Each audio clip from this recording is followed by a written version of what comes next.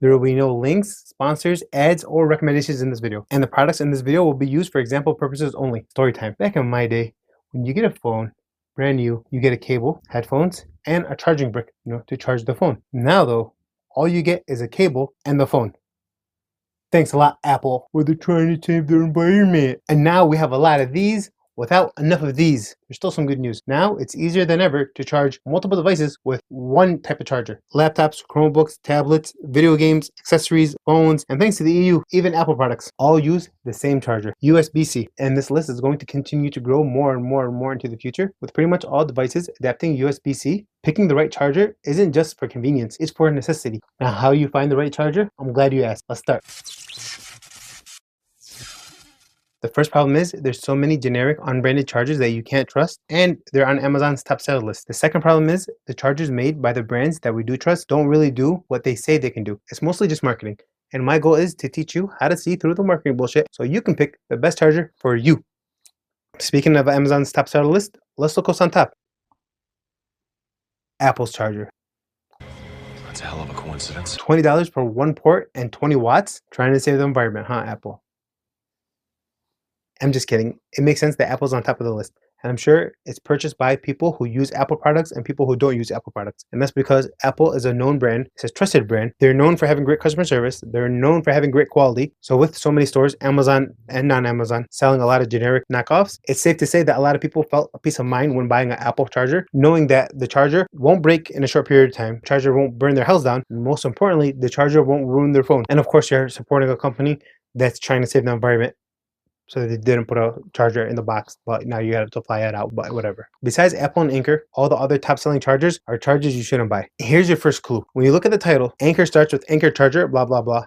Apple starts with Apple charger, blah, blah, blah. No matter what, you'll see company name, blah, blah, blah. Companies or brands will put their name on the charger. What you don't want are these chargers that don't have companies. That just means that these are generic, bought in bulk garbage listed on Amazon. And in the very beginning, they're listing even bought ratings. So if it doesn't have a brand, don't buy it. And even if it does have a brand, you can even look it up and see if the brand is even real or exists. Those are red flags. That's why I always say purchase from brands you do trust. Now, for the brands you do trust, always search GAN chargers. What it means is convenience in a compact form factor, a lot more power, and a lot less heat. Now that we know to buy GAN chargers, let's get some chargers from brands we trust and test out some marketing bullshit. Let's start with talking about this top-notch Anker Prime charger. Prime, so you know it's good. It's better than the normal Anker chargers. Has an extra 6 months in warranty, and it offers 100-watt charging. Wow, this should be great. Ooh, mealtime. You jackass. Oh, he's coming back. And here's the Anker Prime charger that promises 100 watts. It doesn't even say up to 100 watts. It says total 100 watt output. Well, in my testing, when it was charging all 3 devices at once, the top port was outputting around 40 watts and the bottom 2 ports were outputting 6 watts each. Marketing bullshit. I also wanted to give these non-name brand ones a chance. And as you can see, there's so many of the exact same ones. Again, with no brand name, no warranty. Ooh, the mail. Thank you. You're so kind. Thank you. Thank you so much. You're so nice. You're so nice. Don't worry about it. I got it. It's okay. It's okay. Yeah. Keep moving, bitch.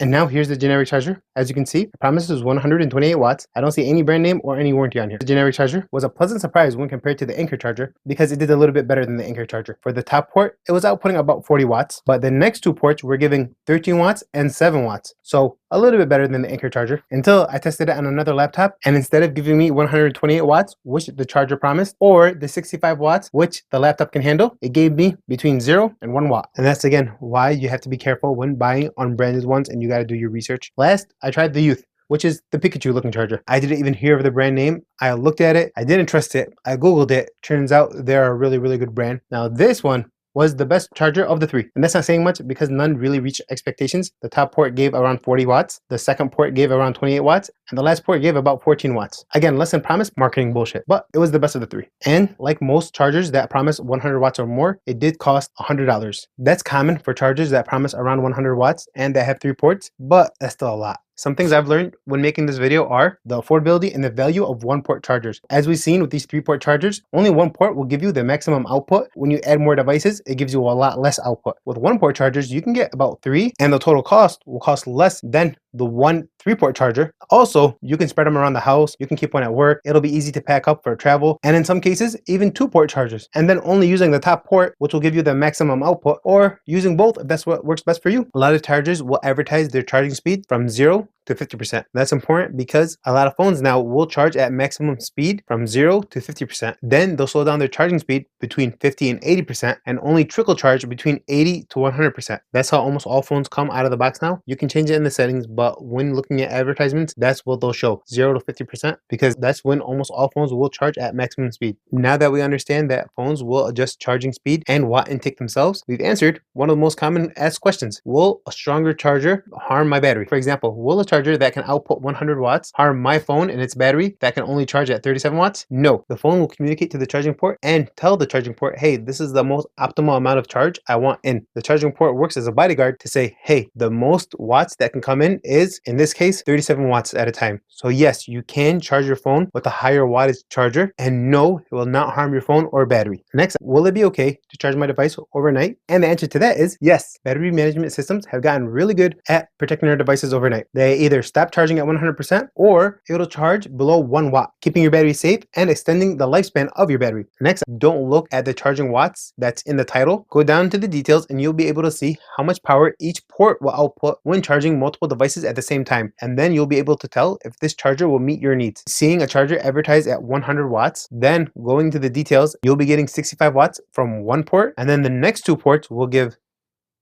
5V3A. What the hell is 5V3A? Marketing bullshit.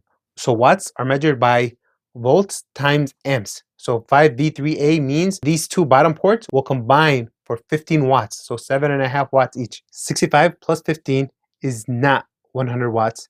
And that's a deal breaker. And that's marketing bullshit. Feel free to pause the video right here. Here's a visual with some recommended watts for different types of devices in case you need help making the decision. Now that you know what to look for and search for, find the right combination that works best for you. Catch you next time. Don't forget, subscribe, like,